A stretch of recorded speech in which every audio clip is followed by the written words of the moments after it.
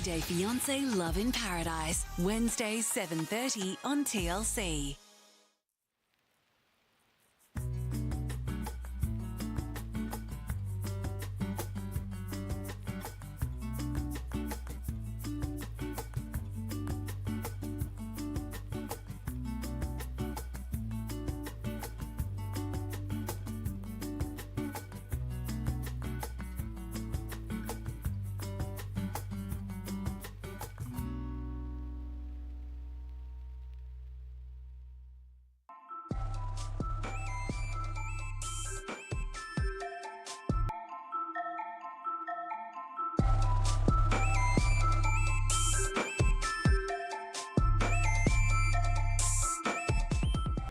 The TVWAN News is proudly brought to you by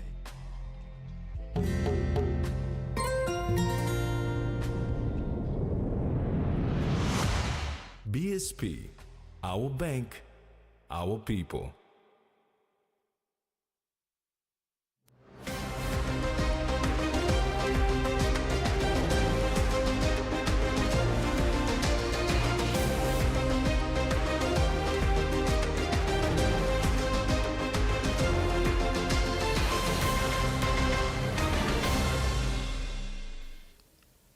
Hello, this is TVWAN News. I'm Maricela Kelaton.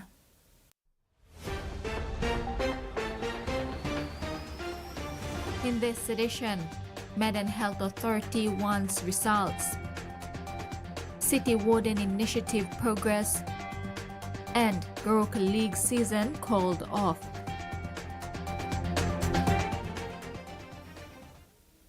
Despite last year being one of the most challenging years for the Medang Provincial Health Authority, in welcoming the year 2025, the staff and board congregated at the Modilon General Hospital to host a dedication service.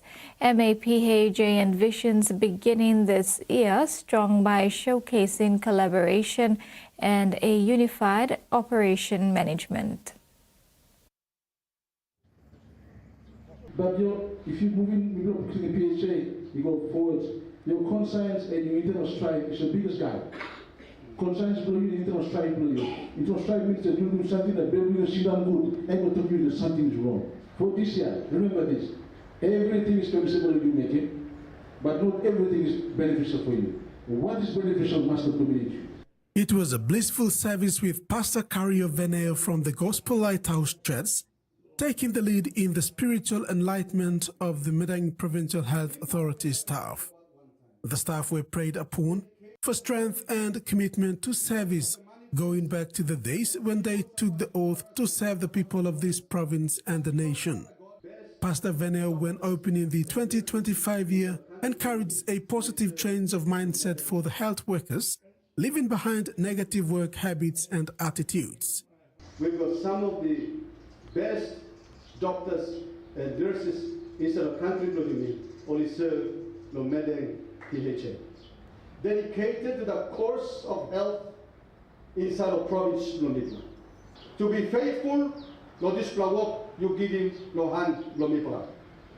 Today, Papa God, we are dedicating all the workman, no Medang PHA, become no hand with you. Board Chairman Dr. Figa Boga stated that despite legacy issues, the board is in place now and is looking forward to setting up directives for Medang Provincial Health Authorities in the coming years. Dr. Figa encouraged staff to take up administrative matters with the Senior Executive Management Committee in place and communicate with authority figures for internal grievances. And we'll still make it through. I have a strong feeling in my heart that this year will be even better. Your board will set the direction, the pace, PHA by move forward. The current task for the board and authority is to come up with a new provincial health plan to ensure the authority comes up with a proper restructure and advertises recruitment positions. In addition, he stated that in line with their duty, they must acknowledge God in their daily lives, as they have a special duty in people's lives. As a start for the year, announcements were also made for the construction of a 16-unit complex for staff in the coming months. They will also be looking at a solar alternate to save power costs, and they also intend to complete renovations of the emergency, outpatients and wards which had ceased and left incomplete for a year now.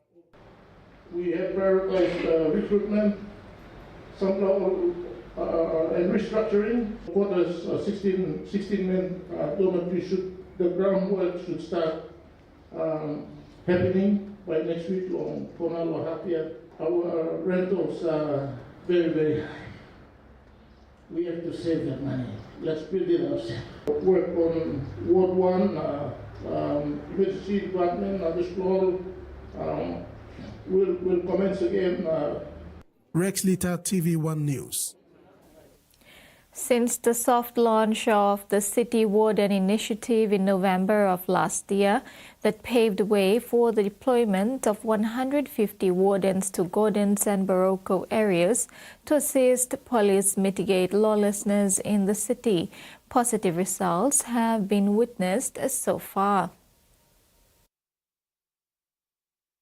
The City Warden is an initiative by the National Capital District Commission under the leadership of NCD Governor Paus Pakop in collaboration with the Royal Papua New Guinea Constabulary. Positive results have been reported since its inception in November 2024. According to the Operations Commander Inspector Obet Jerry, the wardens have assisted police in apprehending suspects who have been involved in crimes such as pickpocketing and drinking in public places. Inspector Jerry says their presence in the community is producing positive results as many citizens are now feeling safe to move freely in notorious areas like Gordons and Barocco. Public have so much confidence in our wardens. And you will see ladies and mothers, they are walking freely on the bus stop areas, the public places. You will see they are having their mobile phones in their hands freely and talking. They're moving freely. And they've expressed that we are doing very, very good work out there. He said even though the initial purpose of the program was to help control petty crimes in these two hotspots, by apprehending perpetrators and hand over to police or prosecution, they have gone further to assist in coordinating PMV buses to park at assigned parking bays, seeing a smooth flow of passenger pick-up and drop-off. You will see buses in order now, at Tabari bus stop, at corner bus stops. People are coming in freely in and out. Inspector Jerry said despite a few discrepancies faced with wardens coming into conflict with the public, the wardens are doing their best to assist police in mitigating crime in the city. Yes, we have some little areas to iron out, to improve on ourselves.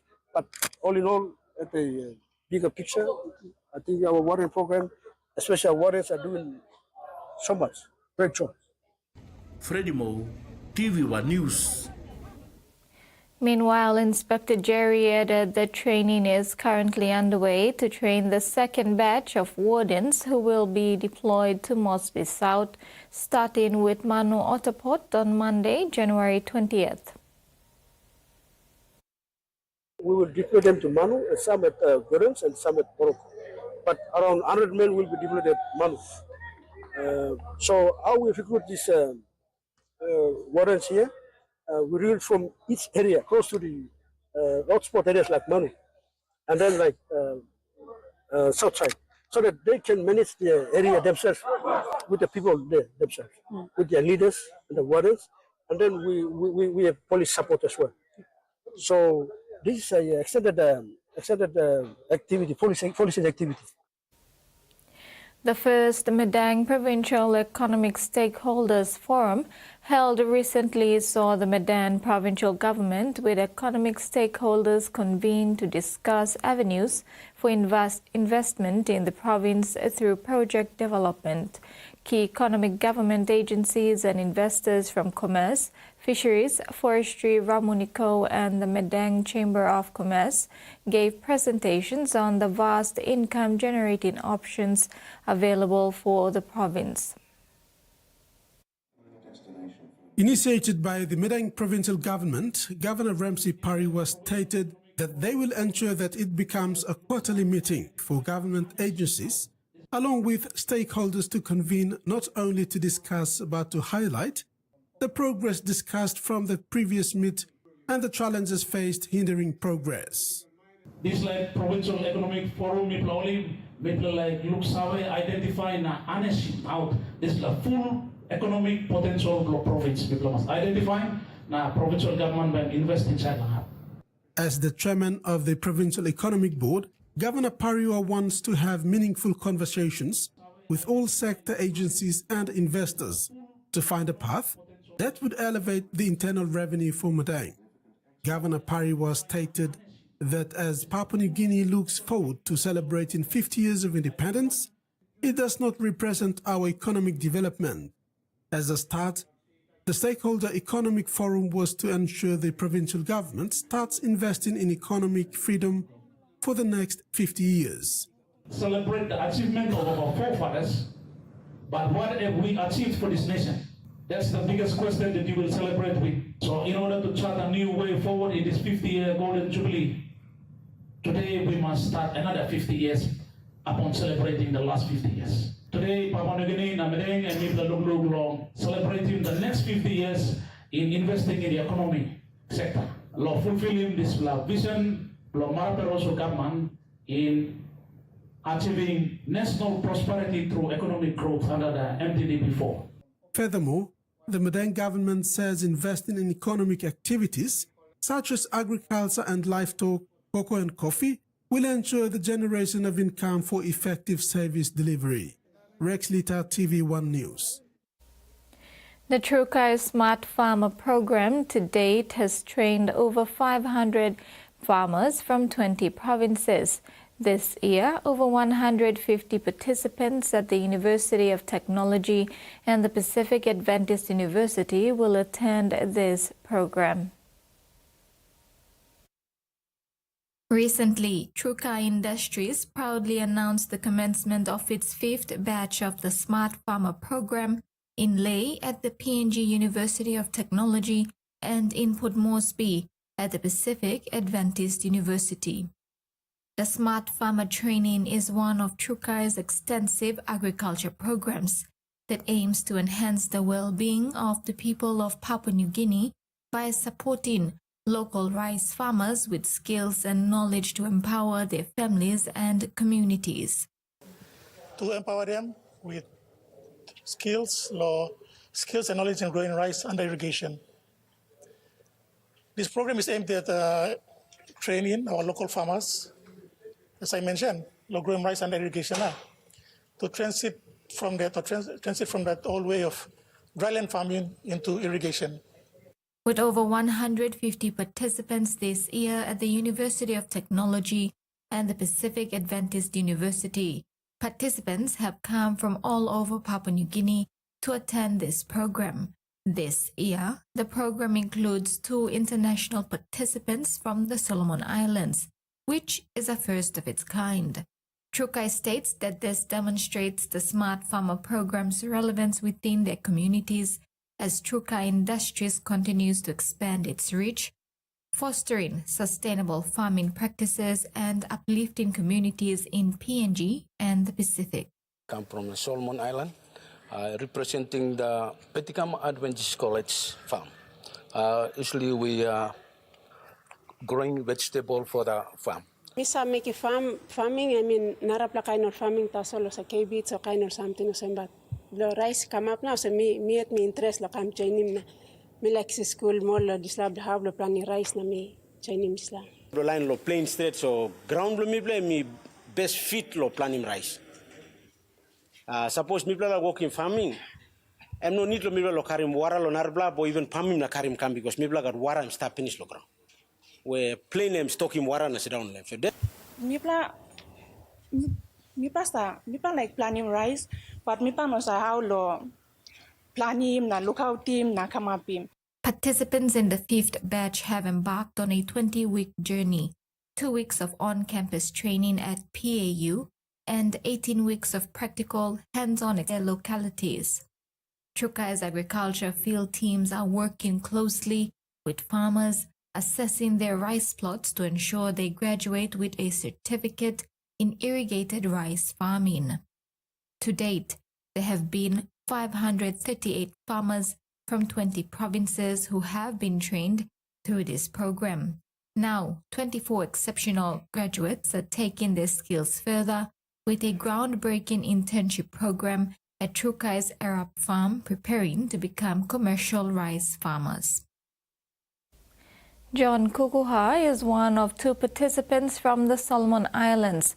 Representing the Betikama Adventist College, John explains that the knowledge gained from the Trukai Smart Farmer program will add value to his farming skills upon return to the Solomon Islands.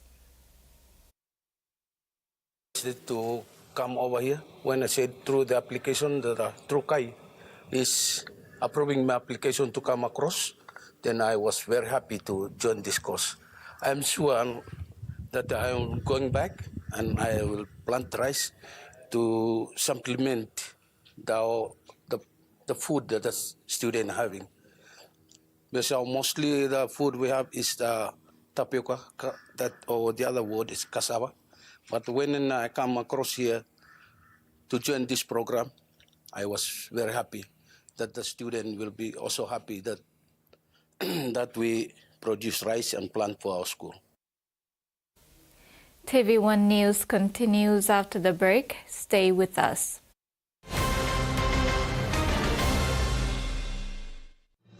Experience a convenient and smarter way to do your banking with BSB Mobile Banking. You don't have to leave the office or your home to pay for bills. You can view your account balance, transfer funds, top up phone credits, or purchase Easy Pay units wherever you are. Visit your BSB branch today to register now for BSB Mobile Banking. BSB Mobile Banking, the smarter way to bank.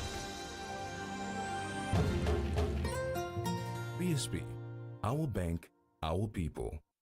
The Toyota JD Hi-Ace bus comes in 14 and 15-seater high-roof luxury model powered by 2.8 liters JD engine for optimal performance output, fuel efficiency and quietness, designed with improved safety features and easy maneuverability for tire steering angle. The Hi-Ace lift suspension and annular frame structure is opted for smooth ride, comfort and safety.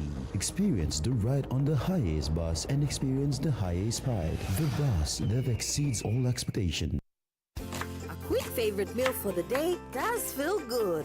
Snacks noodles is my choice for a simple meal. It is easy to prepare and fast to cook. And with a touch of flavor and ingredients, quality noodles that can be cooked and enjoyed in many different ways. You see, my whole family loves it. It's made here in PNG and comes in different pack sizes. Snacks noodles, tastier but you like it more.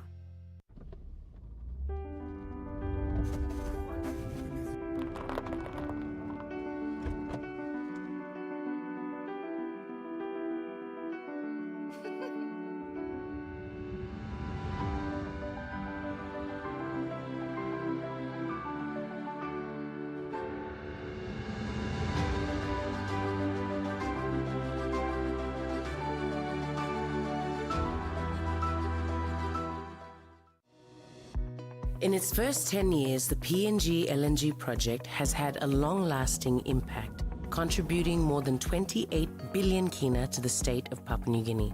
Equity distributions are paid to KPHL and MRDC based on the interest they hold. Tax is paid to the IRC, while development levy and royalties are paid to DPE. For more information on direct and indirect benefits, visit PNG EITI's website.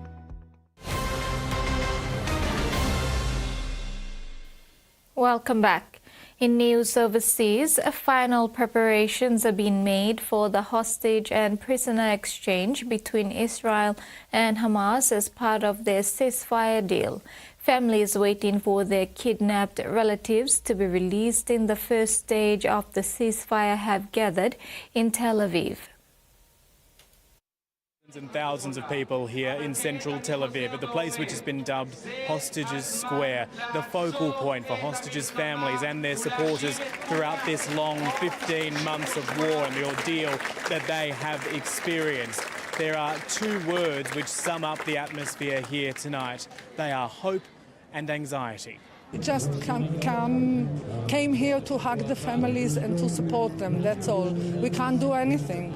We just hope it will really happen. It will really happen because we don't trust our government. We just hope that the American elected president will keep pushing our government to do it until the end. There is also anger here, anger towards the Israeli government and its Prime Minister. The feeling is that this ceasefire and hostage deal happened despite Benjamin Netanyahu, not because of him, and that there is one man who should and will take credit for it. It's the saying of Mr. Trump that asked the parties to end the war and put an end to the suffering. We have to get all of them back. If there is an operational way of doing it, that's good. If we'll have to go with a deal, that's what we will do. We are strong enough to have a deal, and no one is going anywhere. We must make sure that all our hostages are coming back. We have a Prime Minister, we have responsibilities, and I expect him to stick with them. Among those here, the uncle of one hostage who was returned months ago. He is demanding the government step up the support it offers to families once their loved ones come home, something he says is severely lacking right now. The families are not getting enough support, and they break. My sister now, breaking physically, lots of medical problems. And everything is breaking now. And we need the families strong for their hostage. For those who've been through this ordeal already and have been released from captivity, their message is clear. What is possible for me to do is to help to the families to be together and to give everyone to be with hope. And don't forget the hope. It's so difficult to see one name and the second no. And it's the list, and they say, okay, this is the first list. We need more, and we're waiting for more, for everyone. Those gathered here are promising to continue rallying until all of the 98 hostages are released, more than just the initial group of 33 slated to be freed in this first stage of the ceasefire. Final preparations are being made for the hostage and prisoner exchange between Israel and Hamas as part of the ceasefire deal. Prime Minister Anthony Albanese says the Australian government wants people on both sides of the conflict to be able to live in peace. We're certainly hopeful, as I think the world is, that this ceasefire holds. It's what the world has wanted to see. And it is good that it has occurred and that it will come into place. We want to see hostages released. We want to see a proper aid be able to get to the people of Gaza. And we want Israelis and Palestinians to be able to live in peace and security. Cane toads have been a fixture in northern Australia for much of the last 90 years. Across WA, the NT and Queensland, volunteers are getting involved in protecting the native wildlife as the introduced species spreads across the continent. Ready. It's a humid evening at the Territory Wildlife Park outside of Darwin, but this trainload of people aren't here for the native animals. They're looking for something else. When it gets dark, we'll go towards right on the water's edge. They often just sit. Cane toads, the feral pest that's now an all too common sight right across northern Australia. For Joel Mitchell and his family, cane toad hunts at the park have long been a family favourite outing. We love looking at critters, we love the top end, we love all the, wild and wonderful creatures at night time. It's a whole different world at night. This lagoon is swarming with baby toads at first, but when the sun sets... Oh, there's one. Once caught, the toads are counted and weighed and will be humanely disposed of. We've been out for just under an hour now. We've caught a lot of little baby toads, but no real big ones. But even those little ones will grow up to be big toads. So we're removing them from the park, which will make a big difference. Sometimes we get a lot, and sometimes it's just they're not around.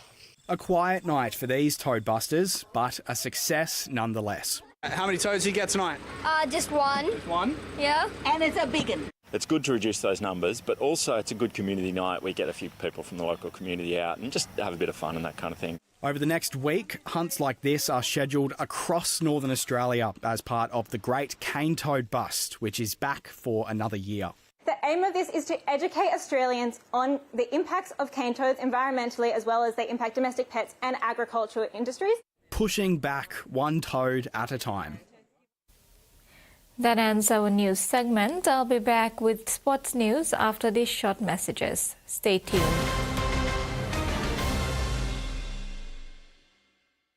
Experience a convenient and smarter way to do your banking with BSB Mobile Banking. You don't have to leave the office or your home to pay for bills. You can view your account balance, transfer funds, top up phone credits, or purchase easy paid units wherever you are. Visit your BSB branch today to register now for BSB Mobile Banking. BSB Mobile Banking, the smarter way to bank. BSB, our bank, our people. In its first 10 years, the PNG LNG project has had a long-lasting impact, contributing more than 28 billion kina to the state of Papua New Guinea. Equity distributions are paid to KPHL and MRDC based on the interest they hold. Tax is paid to the IRC, while development levy and royalties are paid to DPE. For more information on direct and indirect benefits, visit PNG EITI's website. Join Digicel and enjoy the network that rewards you with a whole lot more. Activate a new Digicel prepaid SIM and get 2 gigs data plus 20 minutes free Digicel to Digicel talk for 3 months. Get your first month's reward instantly with no spend required. Spend 30 kina or more for your rewards in months 2 and 3. So what are you waiting for? Get your new SIM at any Digicel outlet or agent today and enjoy free talk and free data only with Digicel.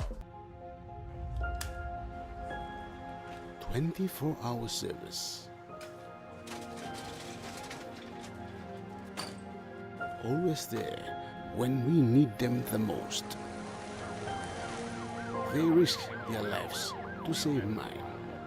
They are ordinary people doing extraordinary things. They are our everyday heroes. St. John Ambulance, trusted to care.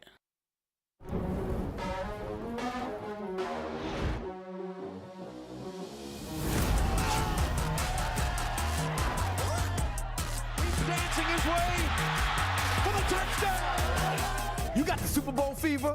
No medicine gonna cure that except watching the big game. Call in sick. Trust me.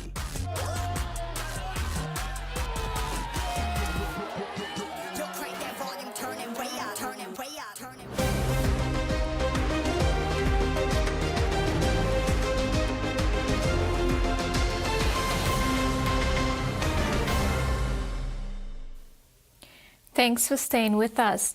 Goroka Rugby League has suspended its 2025 competition due to the rundown, said Denny Leahy Oval infrastructure. This has posed a health threat to the players, supporters and the game's organizing committee. Participating teams unanimously came up with a decision to suspend the competition at the annual general meeting held recently. Goroka Rugby League, one of the oldest rugby league competitions in the country, running for over 30 years, will cease its competition this year. The competition would return once the facility at the said Denny Leahy Oval is upgraded.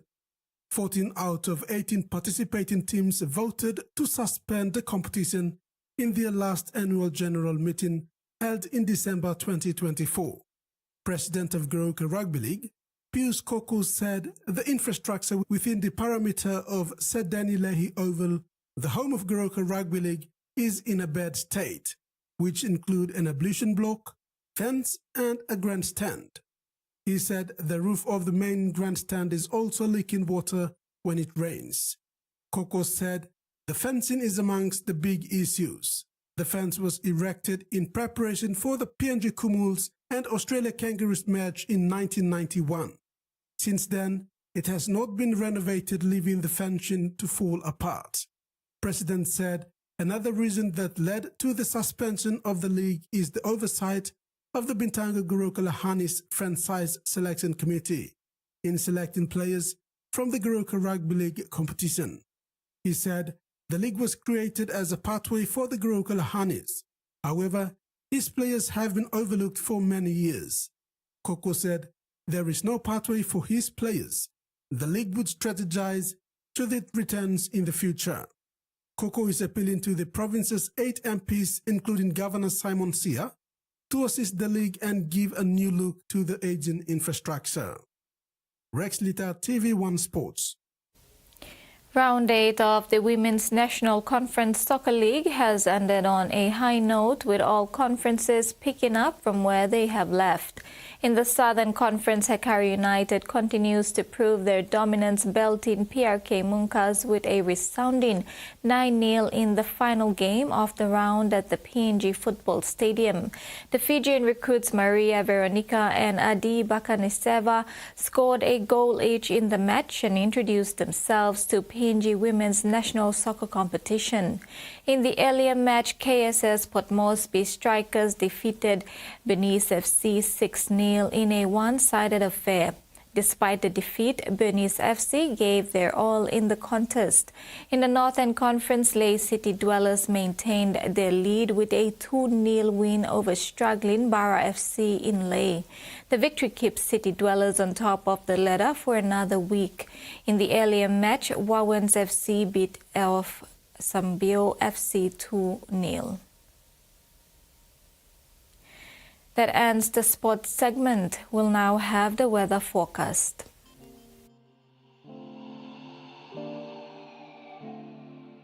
Southern, isolated showers and thunderstorms with scattered areas of rain over inland central, Oro, Milimbe and western provinces. Port Moresby, partly cloudy with chances of brief afternoon showers and possible thunderstorm. Alotau, partly cloudy with some afternoon showers and possible thunderstorms. Momase, scattered showers and isolated thunderstorms. Lae, partly cloudy with some rain showers and possible thunderstorm. Medang, partly cloudy to mostly fine with possible few afternoon showers. New Guinea Islands, isolated showers and thunderstorms. Rabaul, Kokopo, mostly fine with possible brief afternoon showers. Larangao and Kavieng, partly cloudy with few afternoon showers. Buka, mostly cloudy with chances of few showers. Highlands, scattered showers and thunderstorms with areas of rain. Goroka, Bans and Kundiawa, partly cloudy with some afternoon rain showers and possible thunderstorm. Mount Hagen, cloudy periods with continuous rain showers and possible thunderstorm. Mendi, Tari and Wabeg, cloudy with some continuous rain showers and possible thunderstorm. That ends another edition of TV1 News. Have a pleasant evening. Bye for now.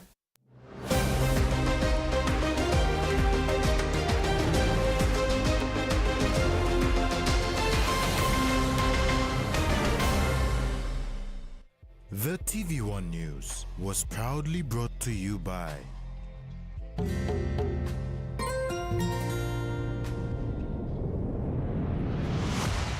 BSP, our bank, our people.